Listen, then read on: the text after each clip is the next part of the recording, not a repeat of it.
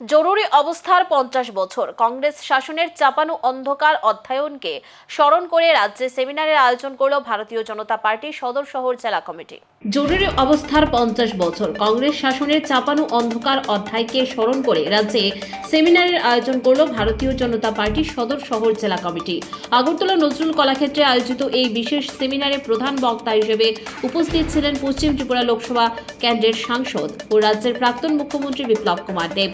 অনুষ্ঠানে অংশ নিয়ে বিপ্লব দেব কংগ্রেস দলের বিরুদ্ধে তীব্র ভাষায় আক্রমণ শানান। তিনি বলেন, 1975 সালের 25শে জুন তৎকালীন প্রধানমন্ত্রী ইন্দিরা গান্ধী রাষ্ট্রপতিকে প্রভাবিত করে গোটা দেশের জরুরি অবস্থা চাপিয়ে দিয়েছিলেন। তা ছিল দেশের গণতন্ত্রের উপর সরাসরি আঘাত। সাংসদ বিপ্লব দেব দাবি করেন, জরুরি অবস্থার সময় 1 লক্ষের বেশি বিরোধী নেতা, সমাজকর্মী এবং সাধারণ মানুষকে বিনা বিচারে জেলে পুরে নির্যাতন চালানো হয়েছিল। তার বক্তব্যে স্পষ্ট, কংগ্রেস দল আজও সংবিধান ও গণতন্ত্র নিয়ে মুখ খোলার নৈতিক অধিকার রাখে না। অনুষ্ঠানে দলীয় জেলা সভাপতি সহ সদর শহরের বিভিন্ন স্তরের নেতৃত্ব এবং সমাজকর্মীরা উপস্থিত ছিলেন। জরুরি অবস্থার অর্ধ শতবর্ষ পূর্তিতে বিজেপির এই সেমিনারে উঠে এলো ভারতের গণতান্ত্রিক ইতিহাসের এক কালো অধ্যায়ের স্মৃতি। নির্বাচিত প্রতিনিধির মধ্যে একটা দায়িত্ব থাকে, কর্তব্য থাকে, যে জানে যে আমাকে ইলেকশনে 5 বছর পরে যেতে হবে, আমাকে জিজ্ঞাসা করবে। ইচ্ছে না থাকলেও তাকে যেতে হবে। যদি এমএলএ হতে হয়, যদি এমপি হতে হয়, যদি কাউন্সিলর হতে হয়, কিন্তু অফিসার কি যাবে? কি আসে যাবে? এক্সিকিউটিভ আমাদেরকে সিদ্ধান্ত নিতে হবে।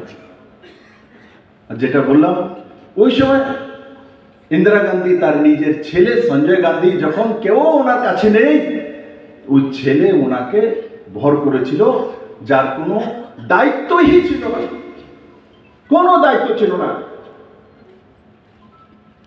আর সেই ইন্দিরা গান্ধীকে ভর করে সিদ্ধার্থ শঙ্কর রায়কে ডেকে, কারণ উকিল মানুষ, ব্যারিস্টার ছিল, ইমার্জেন্সি লাগানোর সিদ্ধান্ত মাঝরাতে গিয়ে প্রেসিডেন্টের কাছে গিয়ে বলছে ইমার্জেন্সি লাগাও।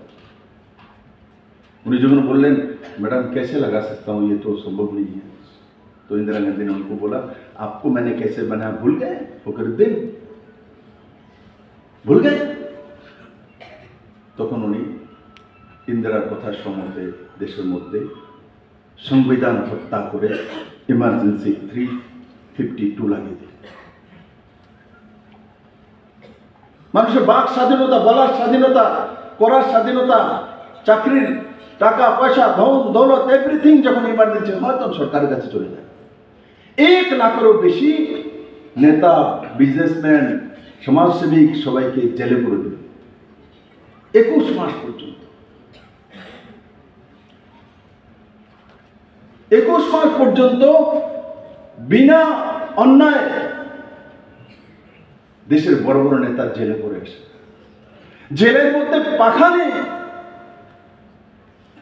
এমন এমন এক রুমের মধ্যে রেখে দিয়েছে, শোয়ার জন্য জায়গা নেই, ঠিকভাবে জল খাওয়ার ব্যবস্থা নেই। হঠাৎ করে ভারতবর্ষের মধ্যে কটা জেল, কে জানে ভাই এতগুলো লোককে একসঙ্গে অ্যারেস্ট করতে হবে?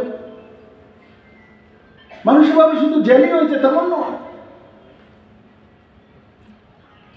আপনাকে যদি কোনো জায়গায় এমনিতে রেখে দেয় তালা দিয়ে, আর আপনাকে যদি খাওয়া দাওয়া ঠিক মতো দেওয়ার পরও যদি আমি ওয়াশরুমে যেতে না দিই,